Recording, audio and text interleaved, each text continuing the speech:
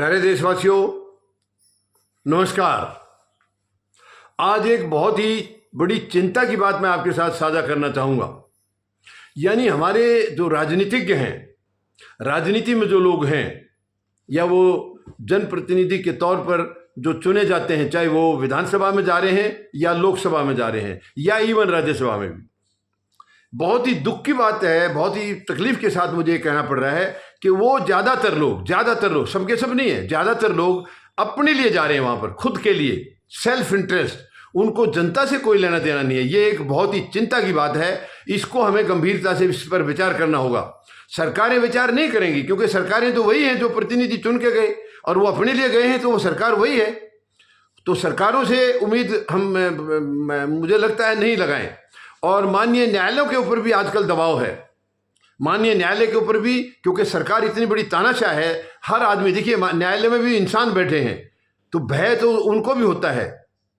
तो ये एक बहुत गलत एक रिवाज चल गई है कि जो प्रतिनिधि चुन के गया वो समझ लो कि उसको लाइसेंस मिल गया है लूटने का, अब कुछ भी करने का, जो मर्जी करे वो। तो हमें इसको खुद को ही, अपने आप को हमने तो बदलना होगा। एक तो हम चुनाव जो प्रतिनिधि चुनते हैं उस तरीके को हम अच्छी तरह से नहीं निभा रहे हैं, कई बार गलतियां कर देते हैं। हमें इसके ऊपर बहुत गंभीरता से विचार करना होगा।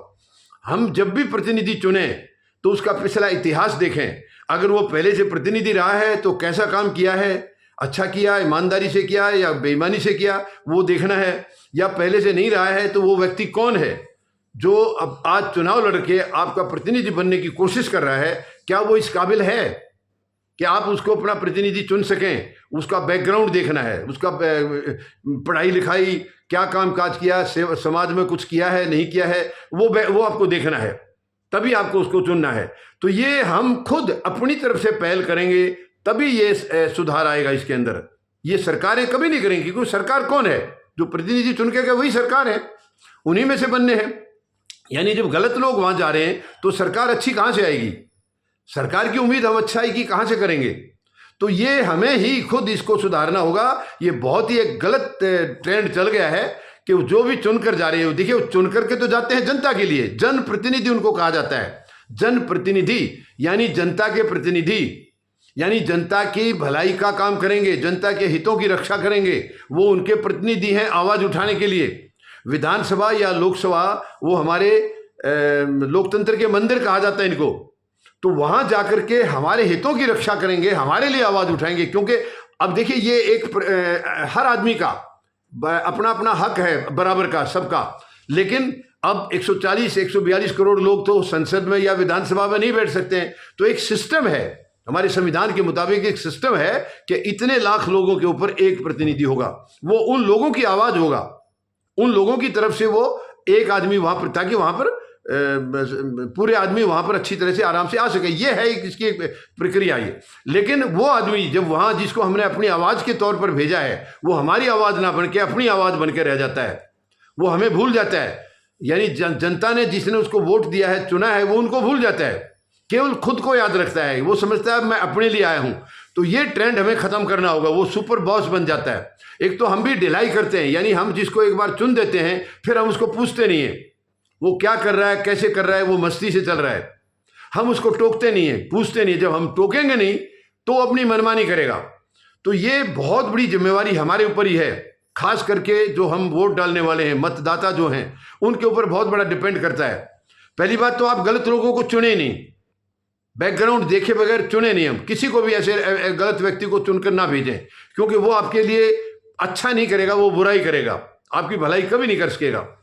और चुनते टाइम ध्यान रखें उसके बाद वो काम कैसे कर रहा है, क्या वो वहां जाने के बाद उसके स्वभाव में कोई बदली तो नहीं हुई है, या वो कहीं गलत लोग, हो सकता है कोई दूसरा गलत चुनकर आ गया, कहीं उसके संपर्क में आके खुद को गलत तो नहीं बन गया वो।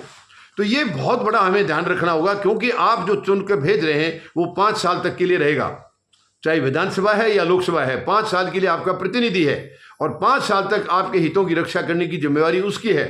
अगर वो नहीं करता है तो हमें उससे सवाल करना है, उसको टोकना है, उसको बताना है, सामाजिक तौर पर उसको बुलाना है, इकट्ठे बिठाना है उसको, सबको समाज के बीच में, और उनसे पूछना है भाई आपको हमने इस काम के लिए भेजा था, आप कर क्या रहे हैं वहां पर?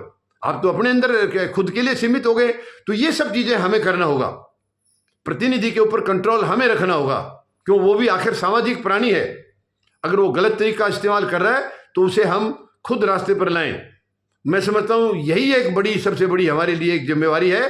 पहली बात तो हम चुनने के टाइम ही पूरा ध्यान रखें। अब हम अपनी हर चीज़ के लिए अपना कोई भी पर्सनल जो व्यक्तिगत चीज़ें होती हैं सबका ध्यान रखते हैं, तो प्रतिनिधि का भी हमें उसी तरीके से ध्यान रखना है, उसी तरीके से चुनकर भेजना है, ईमानदारी से, गलत लोगों को नहीं भेजना है। और जो चले गए हैं फिर उनका ध्यान भी 5 साल तक हमें रखना है। हमें रखना है समाज से कुछ ऐसे बुद्धिजीवी लोग जो उससे समय समय पर उनसे मिलते भी रहें, उनसे पता भी करते रहें वो क्या कर रहे हैं, क्या नहीं कर रहे हैं, किस किस्म के कानून बनाए जा रहे हैं, क्या वो जनता के हित में है या नहीं है।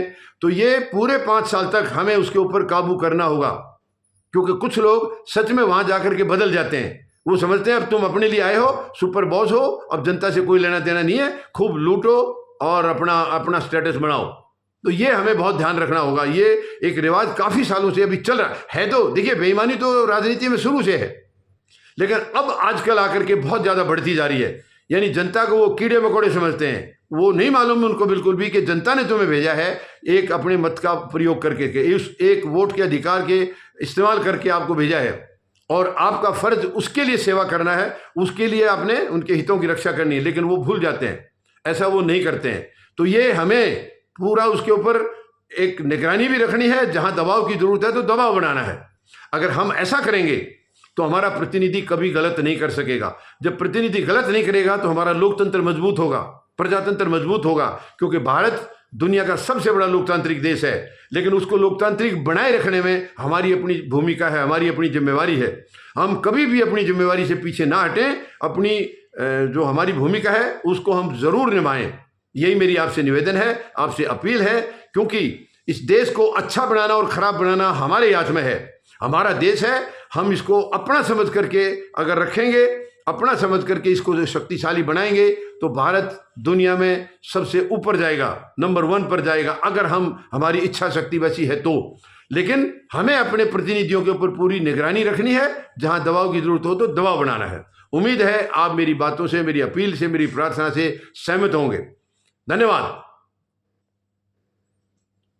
जय जवान, जय किसान, जय हिंद।